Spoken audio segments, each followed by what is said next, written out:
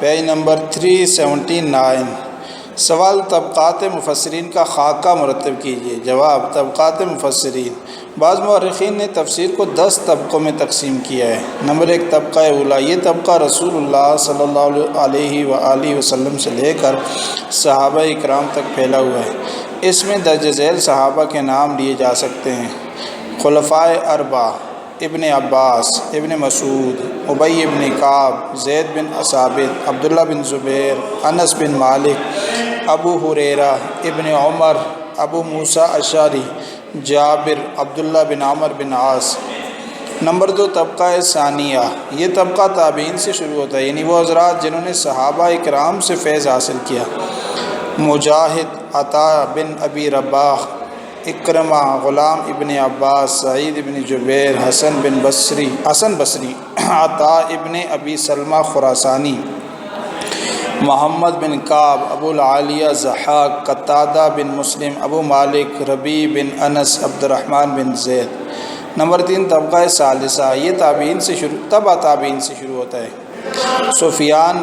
سفیان بن عیینہ، ہارون، عبد الرزاق، شعبہ بن الحجاج، یزید بن ہارون، وکیع بن جراح، آدم بن ابی ایاس، اسحاق بن راہوے، روح بن قتادہ، عبد بن حمید، ابو بکر بن ابی شیبہ۔ طبقہ رابعہ، یہ طبقہ تبع تابعین کے بعد سے شروع ہوتا ہے: ابن جریر، ابن ابی حاتم، ابن ماجہ، حاکم، ابن مردویہ، ابن منذر۔ طبقہ خامسہ، ابو عبد الرحمن بن حسین سلمی، ابو اسحاق ثعلبی، سید مرتضیٰ، ابو القاسم قشیری، ابو الحسن واحدی۔ طبقہ سادسہ، ابو القاسم اسماعیل بن محمد اصفہانی، محمد بن محمد الغزالی، ابو محمد حسین بن محمود بغوی، ابن جرجان، عبدالسلام بن عبد الرحمن، ابو الحسن علی خوارزمی، حسین بن علی توسی، محمد بن عمر زمخشری۔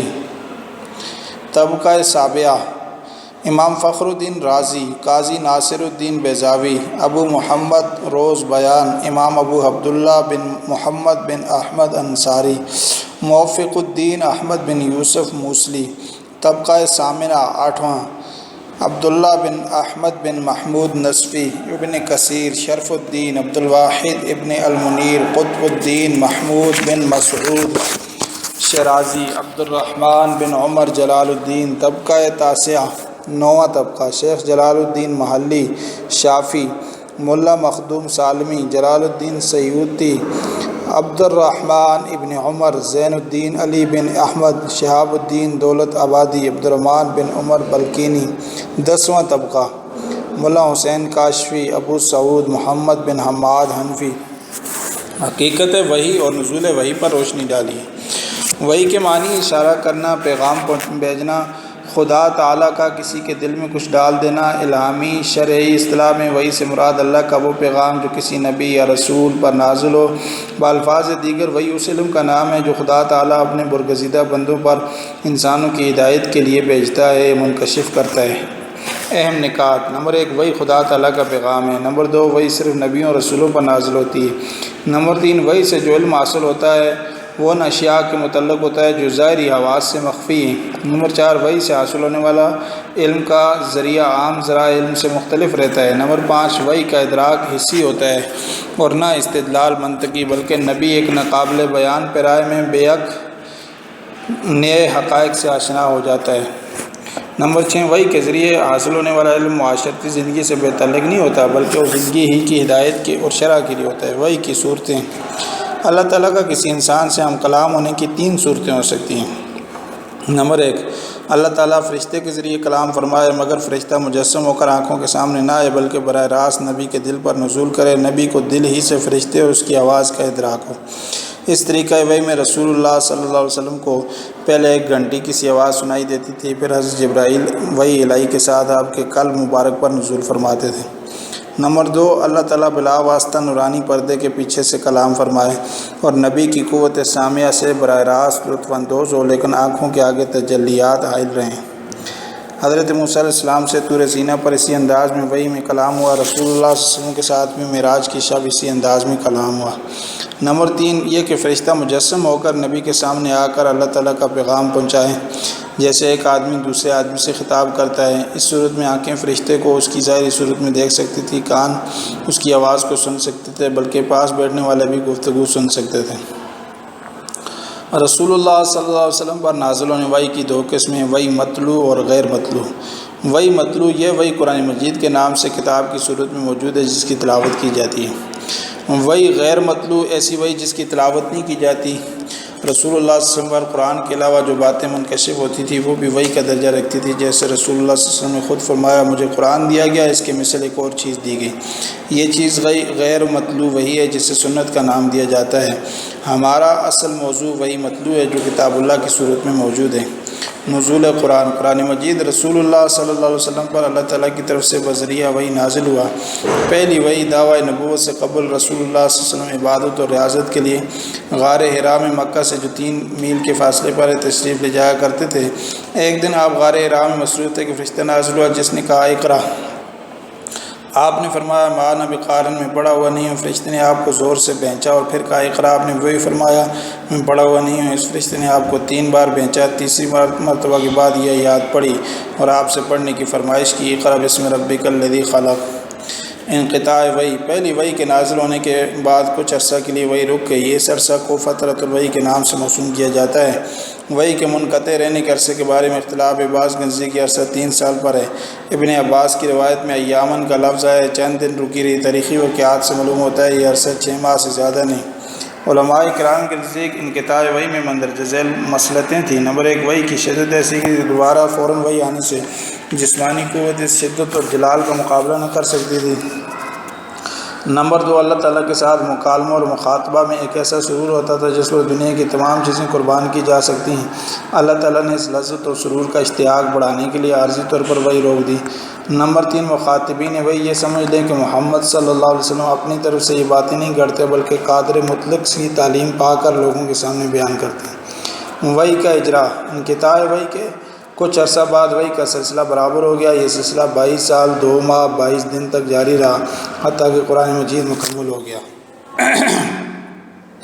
آیات کی تعداد کے لحاظ سے قرآن مجید مختلف حیثیتوں میں نازل ہو رہا۔ جس واقعہ ضرورت کے پیش نظر کوئی صورت یا آیت نازل ہوئی اس واقعے کو مفسرین کی اصطلاح میں شان نزول کہا جاتا ہے۔ تدوین قرآن، سوال تدوین قرآن پر تفصیل سے روشنی ڈالیے۔ تدوین قرآن کے 3 ادوار ہیں۔ پہلا دور عہد رسالت صلی اللہ علیہ وسلم، دوسرا دور عہد صدیقی، تیسرا دور عہد عثمانی۔ نمبر 1، عہد رسالت آپ صلی اللہ علیہ وسلم۔ رسول پاک صلی اللہ علیہ وسلم پر جب بھی کوئی آیت نازل ہوتی تو آپ اس کو لکھوانے کا بندوبست کرتے۔ اس مقصد کے لیے آپ نے بہت سے کاتب مقرر کر رکھے تھے۔ کاتبان وحی کی تعداد بعضوں نے 26، بعضوں نے 42 تک بتائی ہے۔ خلفائے اربعہ کے اسماء گرامی کاتبان وحی میں سر فہرست ہیں۔ ان دنوں سامان کتابت کا فقدان تھا، لکھنے کے لیے کھجور کے چوڑے پتے، شانے کی ہڈی، ہرن کی جلی وغیرہ سے کام لیا جاتا تھا۔ پھر اس تحریر کو مسلمانوں میں پھیلاتے، اسے نقل کر کے اپنے پاس رکھتے۔ اکثر صحابہ زبانی یاد کر لیتے ہیں۔ مخصوص کاتبان وحی کے علاوہ بہت سے صحابہ نے اپنے طور پر قرآن مجید لکھ لیا تھا۔ عمر بن عاص کا بیان ہے کہ میں نے عہد نبوی میں سارا قرآن مجید جمع کر لیا تھا۔ آپ کی وفات تک قرآن کا کوئی حصہ نہیں تھا جو تحریری صورت میں مسلمانوں کے پاس موجود نہ ہو۔ البتہ یہ ایک کتاب کی صورت میں نہیں تھا بلکہ اس کے اجزاء منتشر تھے۔ ترتیب صورت اور آیات، موجودہ قرآن مجید اسی ترتیب سے نازل نہیں ہوا تھا بلکہ یہ آیات کی صورت میں مختلف وقتوں میں نازل ہوتا رہا۔ اللہ تعالیٰ نے رسول اللہ صلی اللہ علیہ وسلم کو قرآن کی ترتیب سے آگاہ کر دیا، آپ نے صحابہ کرام کو اس کی ترتیب سے آگاہ کر دیا۔ جو ہی کوئی آیت نازل ہوتی ہے آپ صحابہ سے فرماتے فلاں آیت کو فلاں صورت میں لکھو۔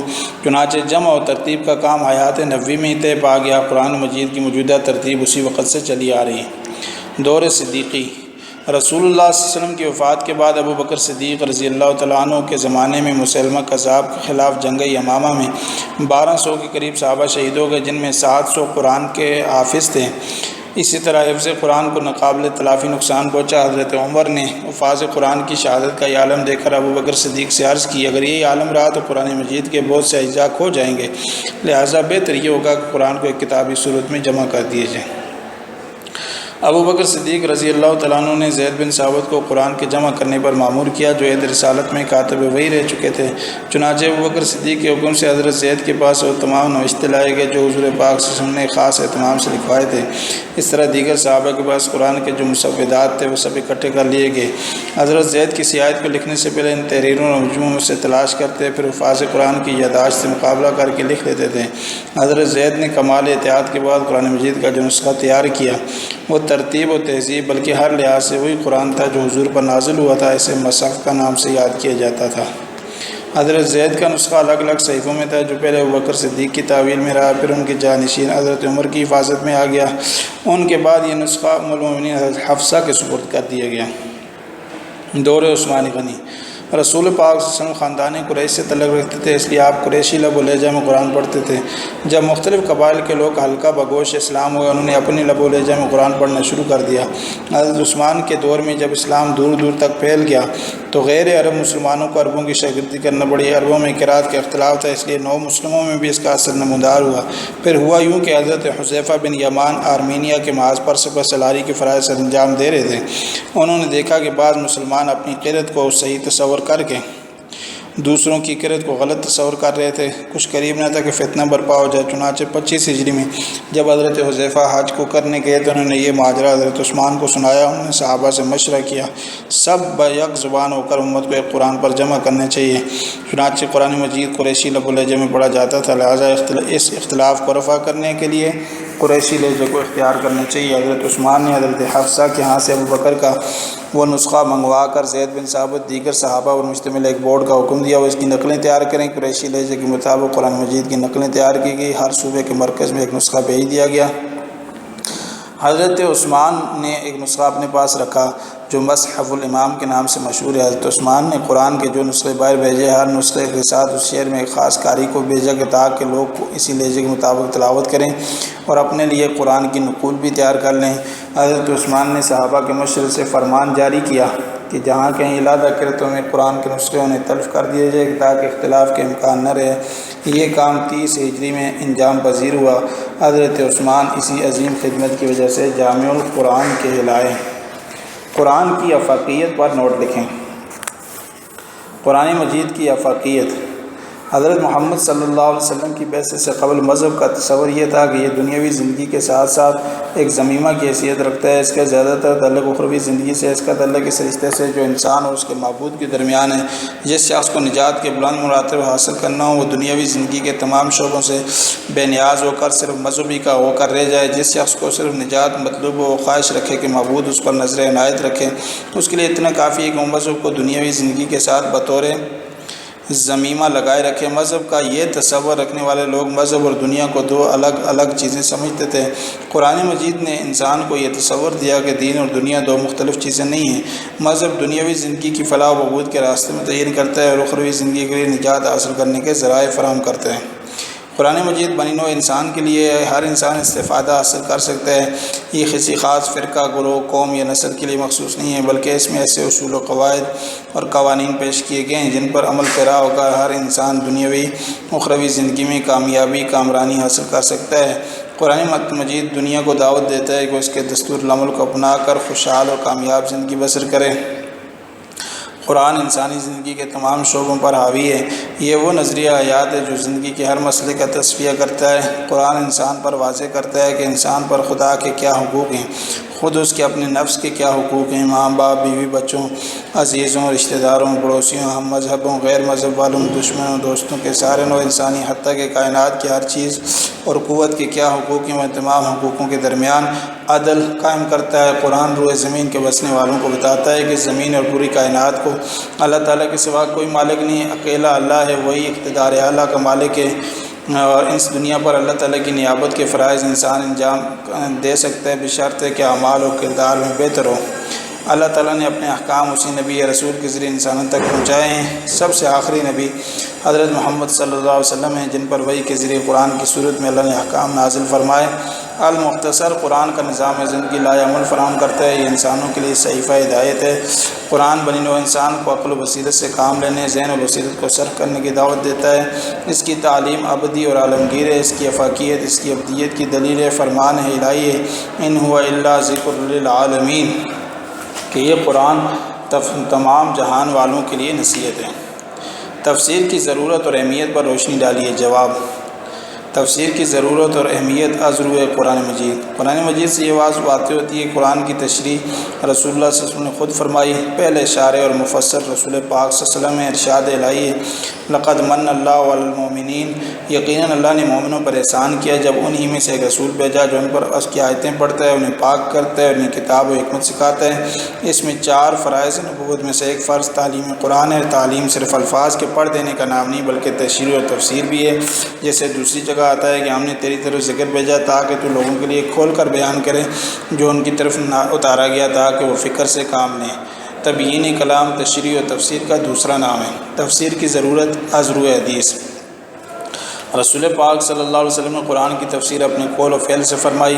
قرآن مجید میں نماز ادا کرنے کا حکم آتا ہے، لیکن اس قرآنی حکم کی تشریح و تذکیر رسول اللہ صلی اللہ علیہ وسلم نے اپنے قول اور فعل سے کی۔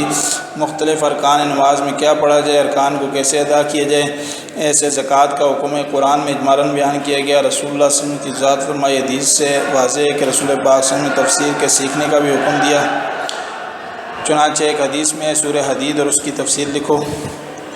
حضرت ضحاک حضرت عبداللہ بن عباس سے روایت کرتے ہیں رسول اللہ نے فرمایا قول تعالیٰ یؤتی الحکمت سے مراد قرآن عطا کرنا ہے۔ حضرت ابن عباس سے فرمایا قرآن کا عطا کرنے سے مراد قرآن کی تفسیر ہے، کیونکہ قرآن پڑھنے کو تو نیک و بد سبھی پڑھتے ہیں۔ حضور پاک صلی اللہ علیہ وسلم نے عبداللہ بن عباس کے حق میں دعا فرمائی، اللہم فقہہ فی الدین وعلمہ التاویل، اے اللہ اسے دین میں فقاہت بخش، تاویل کا علم دے۔ اس امر کو حضرت علی نے اپنے قول اللہ فہما یوتا اور رجل فی القرآن، مگر وہ سمجھ کے جو کسی آدمی کو قرآن کے بارے میں ملی وہ مراد ہے۔ بہقی وغیرہ نے حضرت ابو ہریرہ سے روایت کی ہے قرآن مجید کی تفسیر کرو، اس کو غریب اور نامنوس الفاظ کی تلاش میں سرگرم رہو۔ تفسیر کی ضرورت اور تعامل صحابہ۔ رسول پاک صلی اللہ علیہ وسلم کی وفات کے بعد تفسیر قرآن کے اہم فریضے کو صحابہ نے انجام دیا۔ صحابہ کرام مختلف مقامات پر درس قائم تھے، مثلا مدینہ میں حضرت زید اور ان کے تلامذہ، مکہ میں حضرت عبداللہ بن عباس اور ان کے تلامذہ، کوفہ میں حضرت عبداللہ بن مسعود، حضرت علی قرآن کی تفسیر کرتے تھے، اپنے تلامذہ کو قرآن کے ارشاد کی تفسیر اور تشریح کا ارشاد فرمایا کرتے تھے۔ سعید بن جبیر عبداللہ بن عباس سے روایت کرتے ہیں کہ جو شخص قرآن مجید پڑھتا ہے اس کی تفسیر اچھی طرح نہیں کر سکتا۔ اس کی مثال اس اعرابی کی ہے جو شعر کو بے سمجھے پڑھے غیر موضوع پڑھتا ہے۔ بکر صدیق فرماتے ہیں مجھے یہ زیادہ پسند ہے کہ میں قرآن کی کسی ایک آیت کی تفسیر کروں بنسبت اس بات کے کہ میں ایک آیت حفظ کر لوں۔ تفسیر کی ضرورت از روئے تعامل علماء امت۔ صحابہ کے بعد اس فریضے کو تابعین، تبع تابعین، علماء امت نے جاری رکھا، آج تک جاری ہے، اور اتنا تفسیری سرمایہ پیدا ہو چکا ہے کہ اس کا احاطہ کرنا مشکل ہے۔ تفسیر کی ضرورت از روئے عقل۔ قرآن مجید اصول اور کلیات کی ایک جامع کتاب ہے۔ ان کلیات اور اصول کو اختصار کے ساتھ بیان کیا ہے۔ تشریح و توضیح کی آزاد ضرورت ہے۔ اس ضرورت کے پیش نظر نبی کریم صلی اللہ علیہ وسلم کلیات کی تشریح فرمائی۔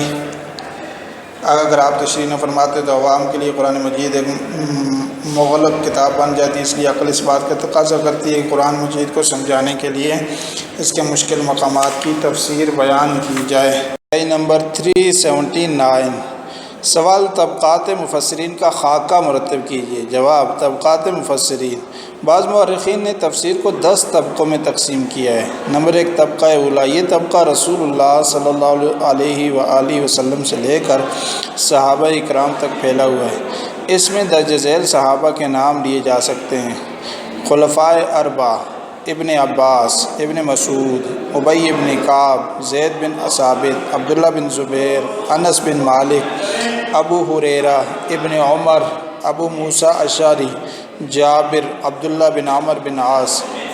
نمبر 2 طبقہ ثانیہ، یہ طبقہ تابعین سے شروع ہوتا ہے، یعنی وہ حضرات جنہوں نے صحابہ اکرام سے فیض حاصل کیا: مجاہد، عطا بن ابی رباح، اکرمہ، غلام ابن عباس، سعید ابن جبیر، حسن بصری، عطاء ابن ابی سلمہ خراسانی، محمد بن کعب، ابو العالیہ ضحاک، قتادہ بن مسلم، ابو مالک، ربیع بن انس، عبد الرحمن بن زید۔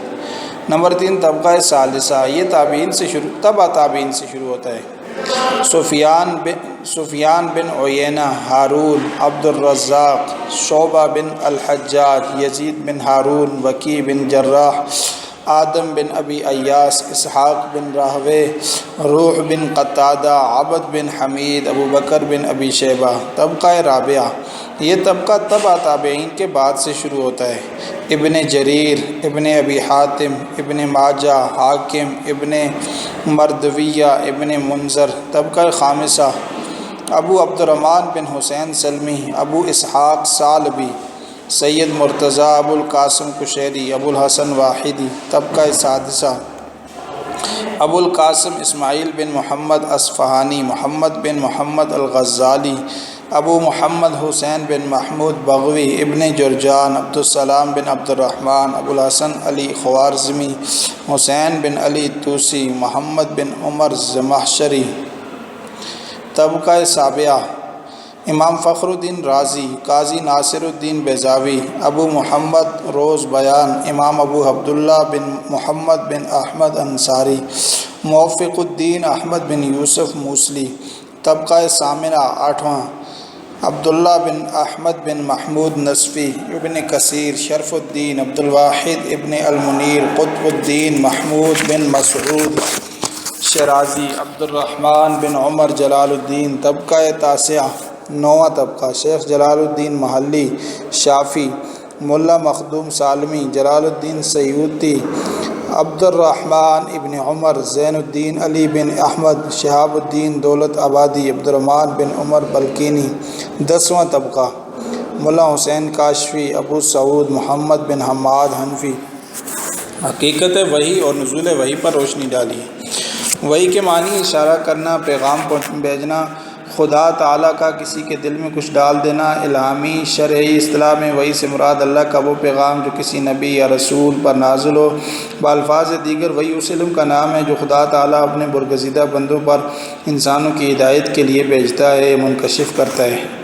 اہم نکات: نمبر 1، وحی خدا تعالیٰ کا پیغام ہے۔ نمبر 2، وحی صرف نبیوں اور رسولوں پر نازل ہوتی ہے۔ نمبر 3، وحی سے جو علم حاصل ہوتا ہے وہ ان اشیاء کے متعلق ہوتا ہے جو ظاہری حواس سے مخفی ہیں۔ نمبر 4، وحی سے حاصل ہونے والا علم کا ذریعہ عام ذرائع علم سے مختلف رہتا ہے۔ نمبر 5، وحی کا ادراک حسی ہوتا ہے اور نہ استدلال منطقی، بلکہ نبی ایک ناقابل بیان پیرائے میں بیک نئے حقائق سے آشنا ہو جاتا ہے۔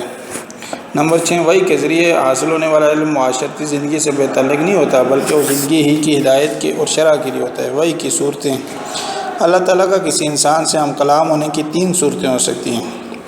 نمبر 1، اللہ تعالیٰ فرشتے کے ذریعے کلام فرمائے، مگر فرشتہ مجسم ہو کر آنکھوں کے سامنے نہ آئے، بلکہ براہ راست نبی کے دل پر نزول کرے، نبی کو دل ہی سے فرشتے اور اس کی آواز کا ادراک ہو۔ اس طریقہ وحی میں رسول اللہ صلی اللہ علیہ وسلم کو پہلے ایک گھنٹی کی سی آواز سنائی دیتی تھی، پھر حضرت جبرائیل وحی الہی کے ساتھ آپ کے قلب مبارک پر نزول فرماتے تھے۔ نمبر 2، اللہ تعالیٰ بلا واسطہ نورانی پردے کے پیچھے سے کلام فرمائے اور نبی کی قوت سامعہ سے براہ راست لطف اندوز ہو، لیکن آنکھوں کے آگے تجلیات حائل رہیں۔ حضرت موسیٰ علیہ السلام سے طور سینہ پر اسی انداز میں وحی میں کلام ہوا، رسول اللہ صلی اللہ علیہ وسلم کے ساتھ بھی معراج کی شب اسی انداز میں کلام ہوا۔ نمبر 3، یہ کہ فرشتہ مجسم ہو کر نبی کے سامنے آ کر اللہ تعالیٰ کا پیغام پہنچائے، جیسے ایک آدمی دوسرے آدمی سے خطاب کرتا ہے۔ اس صورت میں آنکھیں فرشتے کو اس کی ظاہری صورت میں دیکھ سکتی تھی، کان اس کی آواز کو سن سکتے تھے، بلکہ پاس بیٹھنے والے بھی گفتگو سن سکتے تھے۔ رسول اللہ صلی اللہ علیہ وسلم پر نازل ہونے وحی کی 2 قسمیں، وحی مطلوع اور غیر مطلوع۔ وحی مطلوع یہ وحی قرآن مجید کے نام سے کتاب کی صورت میں موجود ہے جس کی تلاوت کی جاتی ہے۔ وحی غیر مطلوع ایسی وحی جس کی تلاوت نہیں کی جاتی۔ رسول اللہ صلی اللہ علیہ وسلم پر قرآن کے علاوہ جو باتیں منکشف ہوتی تھی وہ بھی وحی کا درجہ رکھتی تھی، جیسے رسول اللہ صلی اللہ علیہ وسلم نے خود فرمایا، مجھے قرآن دیا گیا، اس کے مثل ایک اور چیز دی گئی۔ یہ چیز غیر مطلوع وحی ہے جسے سنت کا نام دیا جاتا ہے۔ ہمارا اصل موضوع وحی مطلوع ہے جو کتاب اللہ کی صورت میں موجود ہے۔ نزول قرآن، قرآن مجید رسول اللہ صلی اللہ علیہ وسلم پر اللہ تعالیٰ کی طرف سے بذریعہ وحی نازل ہوا۔ پہلی وحی دعوی نبوت سے قبل رسول اللہ صلی اللہ علیہ وسلم عبادت اور ریاضت کے لیے غار حرا میں مکہ سے جو 3 میل کے فاصلے پر تشریف لے جایا کرتے تھے، ایک دن آپ غار حرا میں مصروف تھے کہ فرشتہ نازل ہوا جس نے کہا اقرا۔ آپ نے فرمایا ما انا بقارئ، میں پڑھا ہوا نہیں ہوں۔ فرشتے نے آپ کو زور سے بھینچا اور پھر کہا اقرا، آپ نے وہی فرمایا میں پڑھا ہوا نہیں ہوں۔ اس فرشتے نے آپ کو 3 بار بھینچا، تیسری مرتبہ کے بعد یہ یاد پڑھی اور آپ سے پڑھنے کی فرمائش کی، اقرا بسم ربک الذی خلق۔ انقطاع وحی، پہلی وحی کے نازل ہونے کے بعد کچھ عرصہ کے لیے وحی رک گئی۔ اس عرصہ کو فترۃ الوحی کے نام سے موسوم کیا جاتا ہے۔ وحی کے منقطع رہنے کے عرصے کے بارے میں اختلاف ہے، بعض نزدیک عرصہ 3 سال پر ہے۔ ابن عباس کی روایت میں ایامن کا لفظ ہے، چند دن رکی رہی۔ تاریخی واقعات سے معلوم ہوتا ہے یہ عرصہ 6 ماہ سے زیادہ نہیں۔ علماء کرام کے نزدیک انقطاع وحی میں مندرجہ ذیل مسئلتیں تھیں۔ نمبر 1، وحی کی شدت ایسی کہ دوبارہ فوراً وحی آنے سے جسمانی قوت اس شدت اور جلال کا مقابلہ نہ کر سکتی تھی۔ نمبر 2، اللہ تعالیٰ کے ساتھ مکالمہ اور مخاطبہ میں ایک ایسا سرور ہوتا تھا جس پر دنیا کی تمام چیزیں قربان کی جا سکتی ہیں۔ اللہ تعالیٰ نے اس لذت اور سرور کا اشتیاق بڑھانے کے لیے عارضی طور پر وحی روک دی۔ نمبر 3، مخاطبین وحی یہ سمجھ لیں کہ محمد صلی اللہ علیہ وسلم اپنی طرف سے یہ باتیں نہیں گھڑتے بلکہ قادر مطلق کی تعلیم پا کر لوگوں کے سامنے بیان کرتے ہیں۔ وحی کا اجرا، انقطاع وحی کے کچھ عرصہ بعد وحی کا سلسلہ برابر ہو گیا۔ یہ سلسلہ 22 سال 2 ماہ 22 دن تک جاری رہا، حتیٰ کہ قرآن مجید مکمل ہو گیا۔ آیات کی تعداد کے لحاظ سے قرآن مجید مختلف حیثیتوں میں نازل ہو رہا۔ جس واقعہ ضرورت کے پیش نظر کوئی صورت یا آیت نازل ہوئی، اس واقعے کو مفسرین کی اصطلاح میں شان نزول کہا جاتا ہے۔ تدوین قرآن، سوال تدوین قرآن پر تفصیل سے روشنی ڈالیے۔ تدوین قرآن کے 3 ادوار ہیں۔ پہلا دور عہد رسالت صلی اللہ علیہ وسلم، دوسرا دور عہد صدیقی، تیسرا دور عہد عثمانی۔ نمبر 1، عہد رسالت آپ صلی اللہ علیہ وسلم۔ رسول پاک صلی اللہ علیہ وسلم پر جب بھی کوئی آیت نازل ہوتی تو آپ اس کو لکھوانے کا بندوبست کرتے۔ اس مقصد کے لیے آپ نے بہت سے کاتب مقرر کر رکھے تھے۔ کاتبان وحی کی تعداد بعضوں نے 26، بعضوں نے 42 تک بتائی ہے۔ خلفائے اربعہ کے اسماء گرامی کاتبان وحی میں سر فہرست ہیں۔ ان دنوں سامان کتابت کا فقدان تھا، لکھنے کے لیے کھجور کے چوڑے پتے، شانے کی ہڈی، ہرن کی جلی وغیرہ سے کام لیا جاتا تھا۔ پھر اس تحریر کو مسلمانوں میں پھیلاتے، اسے نقل کر کے اپنے پاس رکھتے۔ اکثر صحابہ زبانی یاد کر لیتے ہیں۔ مخصوص کاتبان وحی کے علاوہ بہت سے صحابہ نے اپنے طور پر قرآن مجید لکھ لیا تھا۔ عمر بن عاص کا بیان ہے کہ میں نے عہد نبوی میں سارا قرآن مجید جمع کر لیا تھا۔ آپ کی وفات تک قرآن کا کوئی حصہ نہیں تھا جو تحریری صورت میں مسلمانوں کے پاس موجود نہ ہو۔ البتہ یہ ایک کتاب کی صورت میں نہیں تھا بلکہ اس کے اجزاء منتشر تھے۔ ترتیب صورت اور آیات، موجودہ قرآن مجید اسی ترتیب سے نازل نہیں ہوا تھا بلکہ یہ آیات کی صورت میں مختلف وقتوں میں نازل ہوتا رہا۔ اللہ تعالیٰ نے رسول اللہ صلی اللہ علیہ وسلم کو قرآن کی ترتیب سے آگاہ کر دیا، آپ نے صحابہ کرام کو اس کی ترتیب سے آگاہ کر دیا۔ جو ہی کوئی آیت نازل ہوتی ہے آپ صحابہ سے فرماتے فلاں آیت کو فلاں صورت میں لکھو۔ چنانچہ جمع و ترتیب کا کام حیات نبوی میں ہی طے پا گیا۔ قرآن مجید کی موجودہ ترتیب اسی وقت سے چلی آ رہی ہے۔ دور صدیقی، رسول اللہ صلی اللہ علیہ وسلم کی وفات کے بعد ابو بکر صدیق رضی اللہ تعالیٰ عنہ کے زمانے میں مسلمہ کذاب کے خلاف جنگ یمامہ میں 1200 کے قریب صحابہ شہید ہو گئے، جن میں 700 قرآن کے حافظ تھے۔ اسی طرح حفظ قرآن کو ناقابل تلافی نقصان پہنچا۔ حضرت عمر نے حفاظ قرآن کی شہادت کا یہ عالم دیکھ کر ابو بکر صدیق سے عرض کی، اگر یہی عالم رہا تو قرآن مجید کے بہت سے اجزاء کھو جائیں گے، لہٰذا بہتر یہ ہوگا کہ قرآن کو ایک کتابی صورت میں جمع کر دیے جائیں۔ ابو بکر صدیق رضی اللہ تعالیٰ عنہ نے زید بن ثابت کو قرآن کے جمع کرنے پر مامور کیا، جو عہد رسالت میں کاتب وحی رہ چکے تھے۔ چنانچہ ابو بکر صدیق کے حکم سے حضرت زید کے پاس وہ تمام نوشتے لائے گئے جو حضور پاک صلی اللہ علیہ وسلم نے خاص اہتمام سے لکھوائے تھے۔ اس طرح دیگر صحابہ کے پاس قرآن کے جو مسودات تھے وہ سب اکٹھے کر لیے گئے۔ حضرت زید کی آیت کو لکھنے سے پہلے ان تحریروں اور مجموعوں سے تلاش کرتے، پھر حفاظ قرآن کی یادداشت سے مقابلہ کر کے لکھ لیتے تھے۔ حضرت زید نے کمال احتیاط کے بعد قرآن مجید کا جو نسخہ تیار کیا وہ ترتیب و تہذیب بلکہ ہر لحاظ سے وہی قرآن تھا جو حضور پر نازل ہوا تھا۔ اسے مصحف کا نام سے یاد کیا جاتا تھا۔ حضرت زید کا نسخہ الگ الگ صحیفوں میں تھا جو پہلے ابوبکر صدیق کی تعویل میں رہا، پھر ان کے جانشین حضرت عمر کی حفاظت میں آ گیا۔ ان کے بعد یہ نسخہ ام المؤمنین حضرت حفصہ کے سپرد کر دیا گیا۔ دور عثمانی غنی، رسول پاک صلی اللہ علیہ وسلم خاندان قریش سے تعلق رکھتے تھے، اس لیے آپ قریشی لب و لہجہ میں قرآن پڑھتے تھے۔ جب مختلف قبائل کے لوگ حلقہ بگوش اسلام ہوئے، انہوں نے اپنی لب و لہجہ میں قرآن پڑھنا شروع کر دیا۔ حضرت عثمان کے دور میں جب اسلام دور دور تک پھیل گیا تو غیر عرب مسلمانوں کو عربوں کی شاگردی کرنا پڑی۔ عربوں میں قرات کا اختلاف تھا، اس لیے نو مسلموں میں بھی اس کا اثر نمودار ہوا۔ پھر ہوا یوں کہ حضرت حذیفہ بن یمان آرمینیا کے محاذ پر سفر سلاری کے فرائض سر انجام دے رہے تھے۔ انہوں نے دیکھا کہ بعض مسلمان اپنی قرت کو صحیح تصور کر کے دوسروں کی قرت کو غلط تصور کر رہے تھے۔ کچھ قریب نہ تھا کہ فتنہ برپا ہو جائے۔ چنانچہ 25 ہجری میں جب حضرت حذیفہ حج کو کرنے گئے تو انہوں نے یہ ماجرا حضرت عثمان کو سنایا۔ انہوں نے صحابہ سے مشورہ کیا، سب بیک زبان ہو کر امت کو ایک قرآن پر جمع کرنا چاہیے۔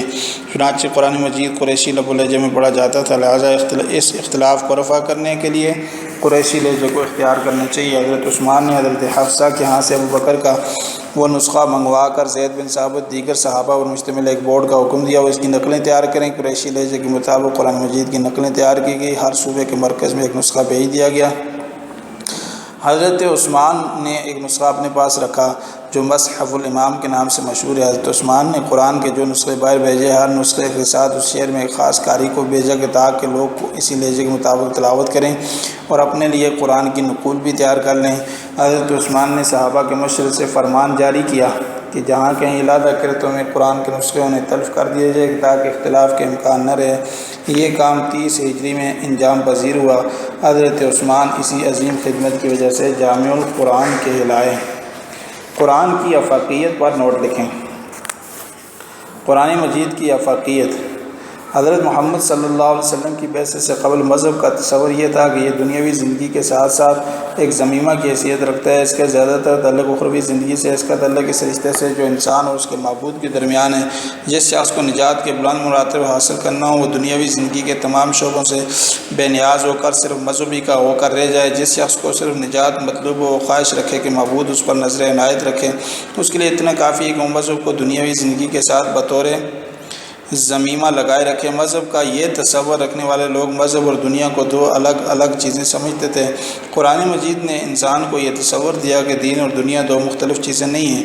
مذہب دنیاوی زندگی کی فلاح و بہبود کے راستے میں تعین کرتا ہے اور اخروی زندگی کے لیے نجات حاصل کرنے کے ذرائع فراہم کرتا ہے۔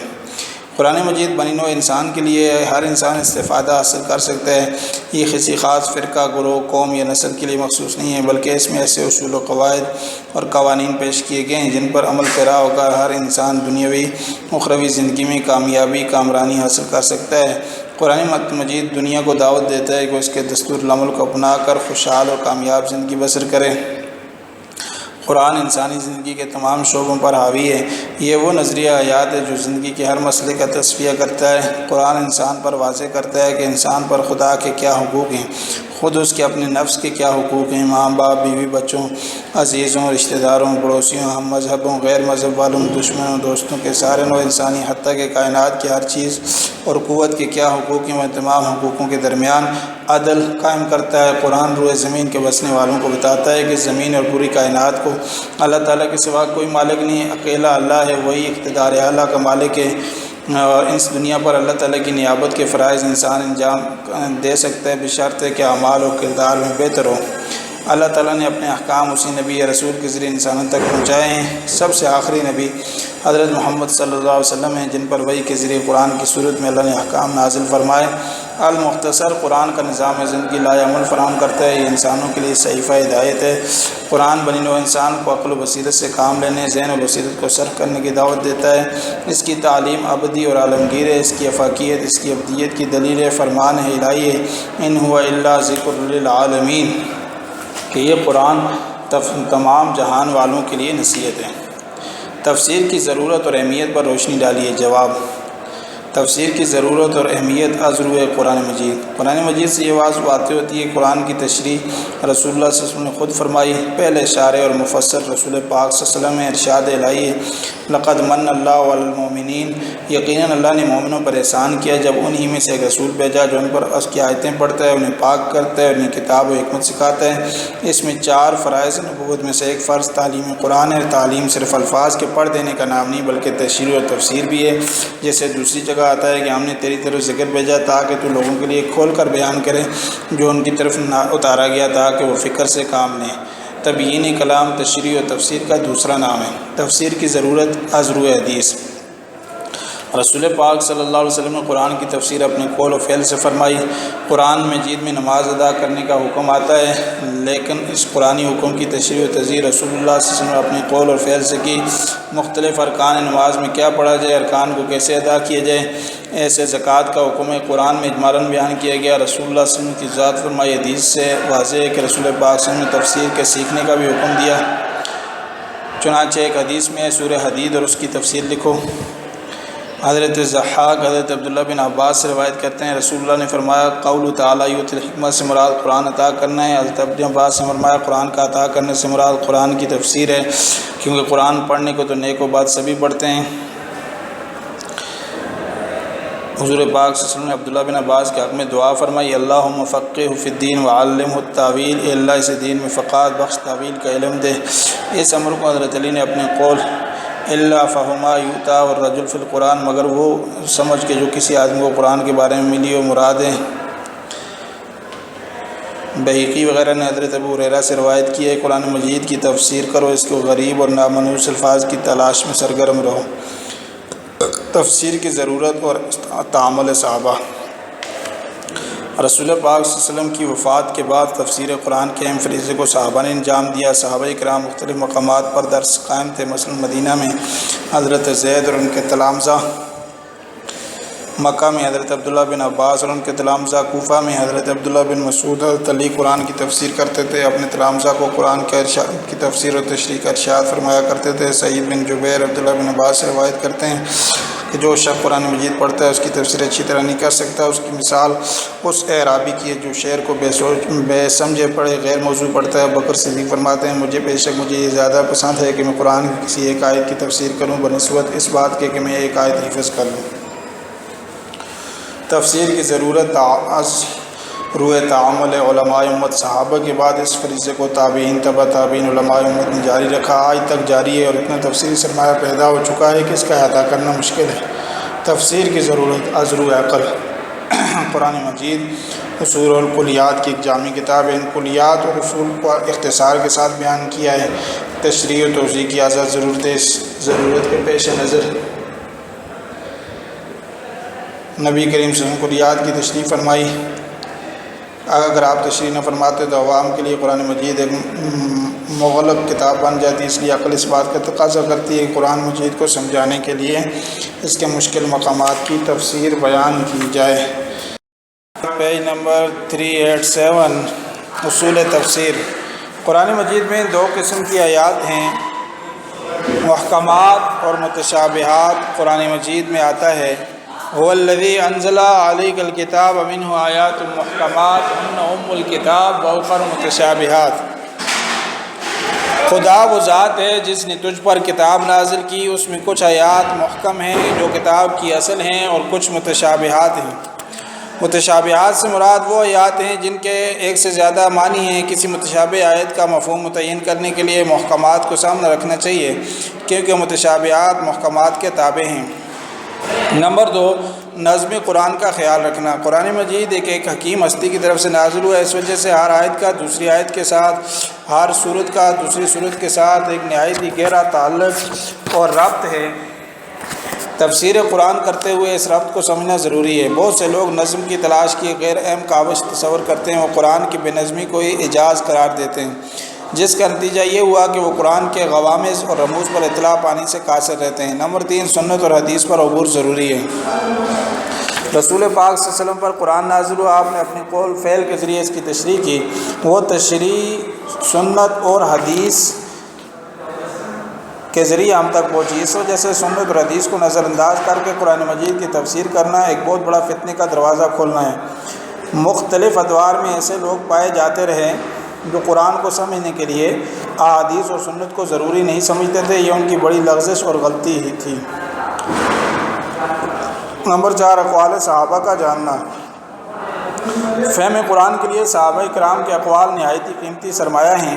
صحابہ کرام نے نبی پاک صلی اللہ علیہ وسلم سے بالمشافہہ علم حاصل کیا۔ بعض صحابہ قرآن کی تفسیر میں مشہور تھے، ان میں خلفائے راشدین عبداللہ بن عباس، عبداللہ بن مسعود، عبداللہ بن عمر، زید بن ثابت، عبداللہ بن سلام، سلمان فارسی، ابو درداء، حضرت عائشہ رضی اللہ تعالیٰ عنہ خاص طور پر مشہور ہیں۔ ذوق عربی، قرآن مجید عربی زبان میں نازل ہوا، اسی وجہ سے قرآن فہمی کے لیے عربی کا ذوق ہونا ضروری ہے۔ حضرت امام شافعی کا قول ہے کہ جب تک کسی آدمی میں کسی عربی عبارت کو عربی ہی کے انداز میں فہم اور تعبیر کے مطابق سمجھنے کی صلاحیت نہ ہوگی، وہ قرآن مجید کے رسیلہ اسلوب بیان اور مخصوص انداز تعبیر سے واقف نہیں ہو سکے گا۔ نمبر 6، اقوام عالم کی تاریخ کا علم۔ قرآن مجید میں متعدد اقوام کے تاریخی واقعات اشارتاً بیان ہوئے ہیں۔ ان اشارات کو وضاحت کے ساتھ سمجھنے کے لیے اقوام کی تاریخ کا علم ہونا ضروری ہے۔ مجاہد، قرآن مجید کے مطالب کو سمجھنے کے لیے تمام قوتوں کا خرچ کرنا ضروری ہے، کیونکہ اللہ تعالیٰ فرماتے ہیں والذین جاہدوا فینا، جو ہمارے راستے میں کوشش کرتے ہیں ہم ضرور ان کو منزل مقصود تک پہنچاتے ہیں۔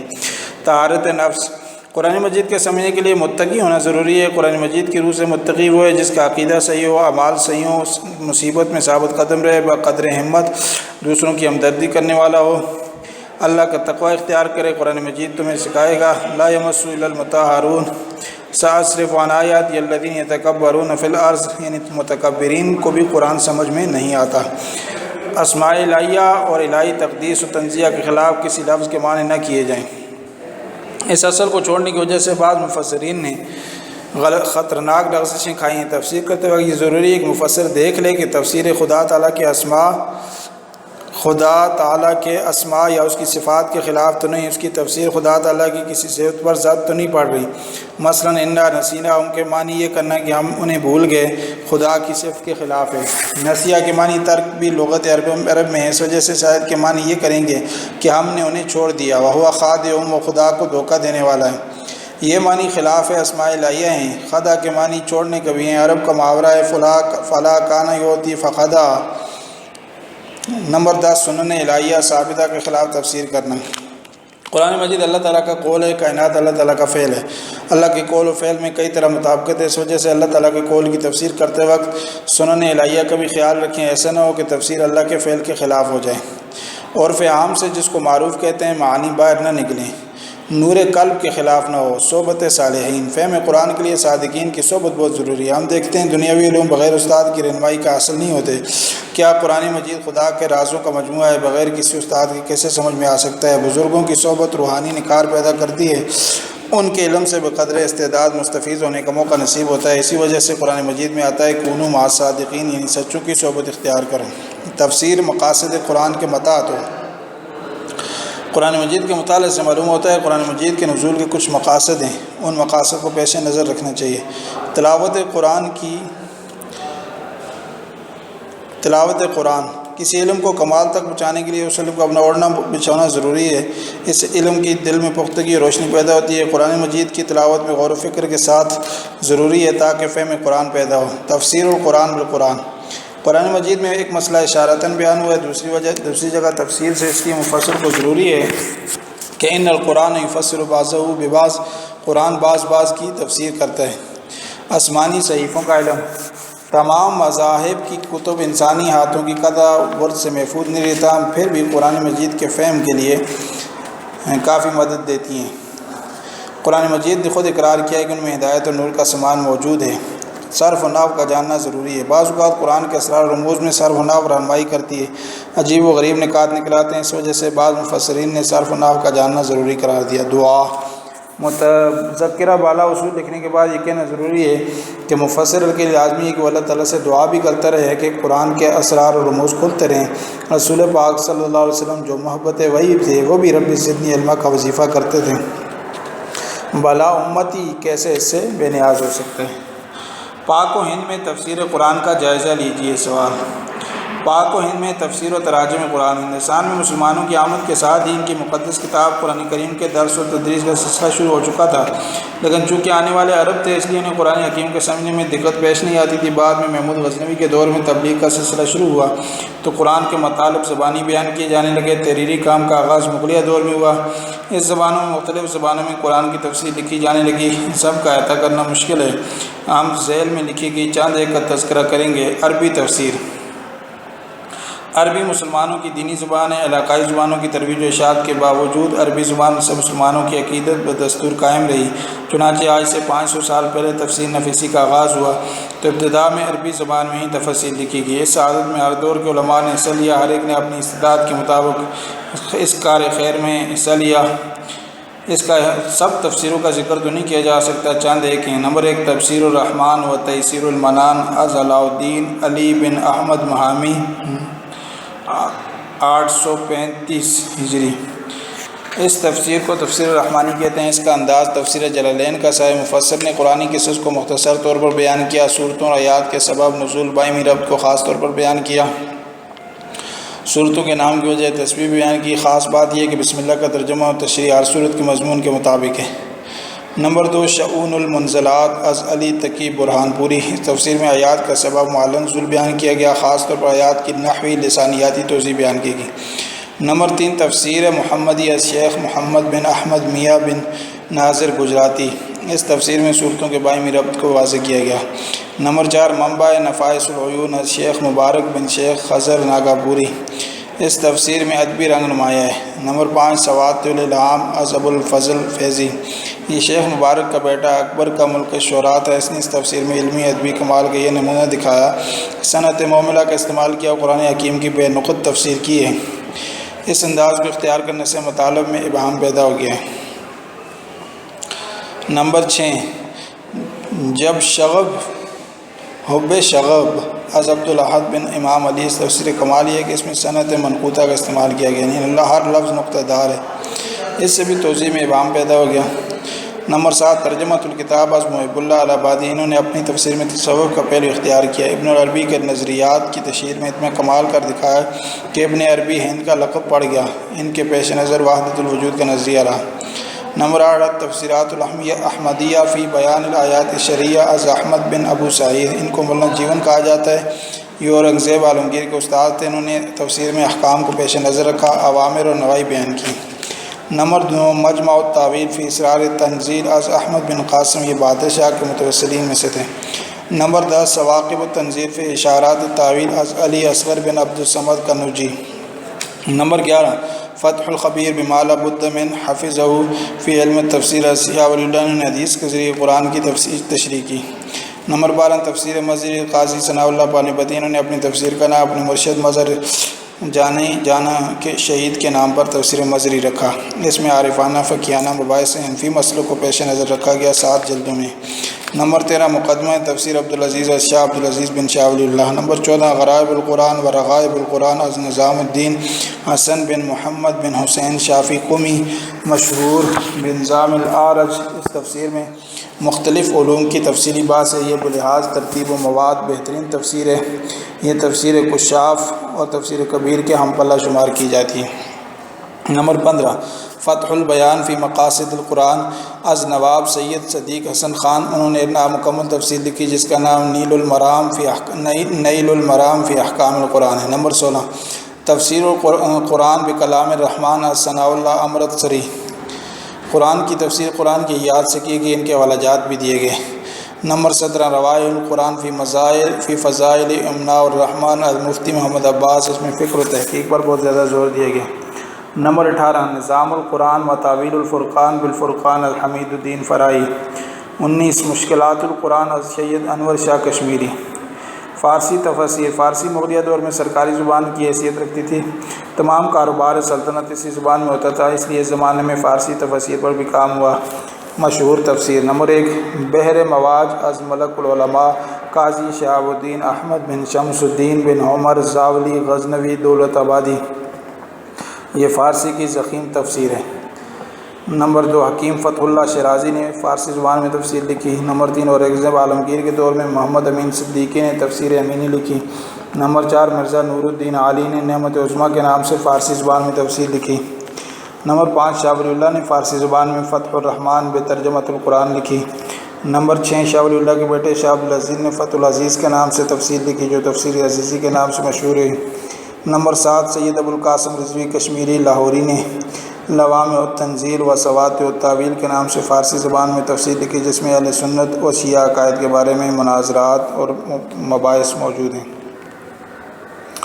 اردو تفاسیر مغلیہ دور کے آخر میں اردو زبان کی ترویج و اشاعت ہو چکی تھی۔ لازمی عمر تھا کہ دینی علوم کا ذخیرہ بھی اس زبان میں منتقل ہوتا، چنانچہ 18ویں صدی عیسوی میں اردو زبان میں تفسیر نفیسی کا کام شروع ہوا جو اب تک چلا آ رہا ہے۔ نمبر 1 تفسیر ہندی از قاضی محمد معظم۔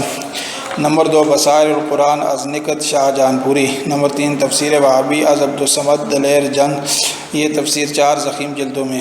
نمبر 4 کشف القلوب از ابو الوفا محمد عمر۔ نمبر 5 حکیم محمد اشرف خان بن محمد اکمل خان نے تشریح ترجمہ کیا۔ نمبر 6 اسی زمانے میں شاہ ولی اللہ کے فرزند عبدالقادر نے موضوع القرآن لکھی۔ نمبر 7 شاہ ولی اللہ کے دوسرے فرزند شاہ رفیع الدین نے بھی ترجمہ اور حواشی لکھے۔ نمبر 8 سید علی مجتہد بن سید دلدار علی نے توضیح مجید فی تنقیح کلام اللہ الحمید کے نام سے ترجمہ اور سادہ تفسیر لکھی۔ نمبر 9 دکن میں فیض الکریم کے نام سے قاضی بدر الدولہ بن شرف الملک نے بھی تفسیر لکھی۔ نمبر 10 انہی دنوں عیسائیوں کے دل میں ترجمہ اور تفسیر لکھنے کا خیال آیا جو مخصوص مسلطوں کے تحت تھا، چنانچہ امام الدین مسیح امرتسری نے ترجمہ لکھا، اس کے بعد عماد الدین مسیح نے ترجمہ لکھا۔ نمبر 11 ان کے رد عمل کے طور پر سر سید نے قرآن کی تفسیر لکھی تاکہ دور جدید میں جو اعتراضات اسلام پر وارد ہوتے ہیں ان کا جواب دیا جائے۔ نمبر 12 سید محمد درویش بابا قادری نے تفسیر تنزیل کے نام سے تفسیر لکھی۔ نمبر 13 سید علی نقوی نے توضیح مجید 8 جلدوں میں لکھی۔ نمبر 14 محمد مرتضیٰ الہٰبادی نے مظہر العجائب کے نام سے تفسیر لکھی۔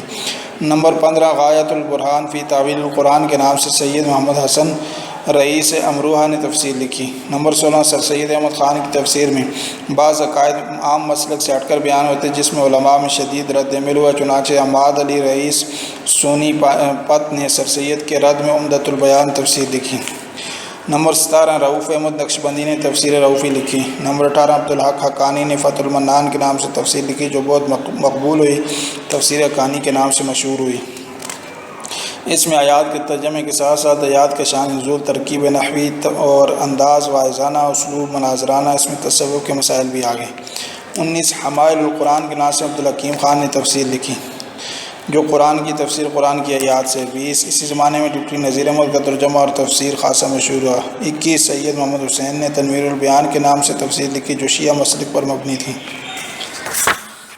22 شیخ الہند محمود الحسن نے کا ترجمہ اور تفسیر اس دور میں بہت مشہور ہوا۔ 23 شبیر احمد عثمانی نے تفسیر لکھی جو بہت مقبول ہوئی۔ 24 اشرف علی تھانی کی تفسیر جو مواد اور بیان دونوں لحاظ سے اچھی تھی، اس زمانے میں بہت مقبول ہوئی۔ 25 ان کے علاوہ عبدالسلام کی منظوم تفسیر زاد الآخرت نے کافی شہرت حاصل کی۔ 26 اس کے علاوہ شاعر قز لباش نے بھی منظوم تفسیر لکھی۔ 27 دور جدید میں مفتی شفیع کی تفسیر معارف القرآن نے کافی شہرت حاصل کی اور لوگوں میں بہت مقبول ہے۔ انگریزی تفاسیر ہندوستان میں انگریزوں کی حکومت قائم ہونے کے بعد انگریزی زبان کو سرکاری زبان کا درجہ دیا گیا۔ شروع میں مسلمان اس زبان سے متنفر رہے، لیکن سر سید احمد خان کی کوششوں سے مسلمانوں نے انگریزی زبان سیکھنا شروع کر دی۔ پھر دینی علوم میں بھی اس زبان کو استعمال کیا گیا، چنانچہ قرآن پاک کی تفسیر اس زبان میں لکھی گئی جن میں مندرجہ ذیل ہے۔ نمبر 1 ڈاکٹر عبدالحکیم خان پٹیالوی تفسیر القرآن بالقرآن کی طرز پر ترجمہ تفسیر لکھی۔ نمبر 2 مرزا ابوالفضل الہٰبادی نے نزولی ترتیب کو پیش نظر رکھ کر لفظی ترجمہ اور مختصر حواشی لکھے۔ نمبر 3 محمد علی احمدی نے حامل المتن کے نام سے ترجمہ اور تفسیر لکھی۔ نمبر 4 بادشاہ حسین ستاپوری نے تفسیر شروع کی جو ان کی زندگی میں مکمل نہ ہو سکی، اس کے آخری 15 پاروں کا ترجمہ اور تشریح سید افتخار حسین جاج نے مکمل کیا۔ نمبر 5 عبداللہ یوسف علی نے قرآن کا حکیم کا مکمل ترجمہ تفسیر لکھا۔ نمبر 6 شیر علی احمدی نے 15 پاروں کا ترجمہ تفسیر مکمل کر لیا، بقایا حصہ زیر طبع ہے۔ نمبر 7 خادم رحمانی نوری کا ترجمہ مع حواشی بالإقساط شائع ہو رہا ہے۔ نمبر 8 حیدرآباد دکن سے محمد مارمان ڈیوک بکتال کا ترجمہ شائع ہوا۔ نمبر 9 عبدالماجد دریابادی کی تفسیر اپنی سادہ اسلوب، توضیح، معنی عام فہم ہونے کی وجہ سے کافی مقبول ہے۔ ہندی تفسیر ہندی زبان چونکہ مسلمانوں میں زیادہ مقبول نہیں رہی، اس وجہ سے اس میں تفسیر کا کام مختصر ہوا۔ حسن نظامی نے تفسیر ہندی کے نام سے ایک تفسیر لکھی جس میں متن عالمگیر کے کلمی قرآن کا عکس اردو ترجمہ مولوی نذیر احمد کا، اسی پر تفسیر ہندی میں ہے۔ پشتو تفاسیر میں شمال مغربی سرحدی صوبے کی زبان ہے، اس میں 19ویں صدی کے آخر میں شروع ہوا۔ مولانا مراد علی نے پشتو زبان کی پہلی مستند ضخیم تفسیر لکھی جو 2 سال میں مکمل کی۔ نمبر 2 مخزن تفاسیر یہ تفسیر مولانا محمد الیاس پشاوری کی ہے۔ نمبر 3 مولانا عبدالحق نے تقریباً 1000 صفحات پر مشتمل جلی خط میں ایک تفسیر شائع کی، خالص عوامی زبان استعمال کی۔ نمبر 4 محمد عبداللہ ان کے شاگرد عبدالعزیز عادل گڑھی نے تفسیر حسینی لکھی جو 1930 میں شائع ہوئی۔ نمبر 5 مولانا فضل ودود نے تفسیر ودودی لکھی جو خود تو مکمل نہ کر سکے، بعد میں گل رحیم نے اس تفسیر کو مکمل کیا۔ نمبر 6 علامہ حافظ محمد ادریس نے کشاف القرآن کے نام سے ایک تفسیر لکھی جو متعدد خصوصیات کی حامل ہے۔ سندھی تفسیر۔ نمبر 1 مولانا ابوالحسن ٹھٹوی نے سب سے پہلے سندھی زبان میں تفسیر لکھی۔ نمبر 2 فتح محمد نظامانی نے اپنے مرشد مولانا رشید الدین شاہ کے فرمان پر تفسیر مفتاح رشد اللہ لکھی جو مفصل اور مبسوط ہے۔ نمبر 3 مولوی محمد عثمان نورنگ زادہ نے 4 جلدوں میں تنویر الایمان لکھی۔ نمبر 4 پیر مردان علی شاہ پیر پگاڑوں نے 5 جلدوں میں تفسیر کوثر کو حیدرآباد سے شائع کیا۔ پنجابی تفسیر۔ نمبر 1 تفسیر محمدی موضع فرقان مع تفسیر فتح الرحمان، یہ حافظ محمد بن بارک اللہ کی تصنیف ہے، نثر میں ترجمہ، نظم میں تفسیر ہے، اس کو 10 سال میں مکمل کیا۔ نمبر 2 تفسیر نبوی، یہ تفسیر نبی بخش حلوائی کی، یہ بھی منظوم تفسیر ہے۔ نمبر 3 تفسیر دل پذیر، یہ مولوی دل محمد بیروی کی منظوم تفسیر ہے۔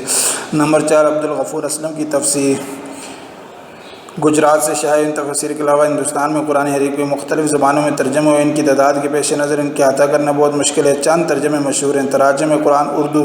نمبر 1 شاہ ولی اللہ شاہ رفیع الدین دہلوی کا ترجمہ کلکتہ سے شائع ہوا۔ نمبر 2 1205 میں شاہ عبد القادر نے اپنا ترجمہ مکمل کیا۔ نمبر 3 1313 میں مولوی نذیر احمد کا ترجمہ دلی سے شائع ہوا۔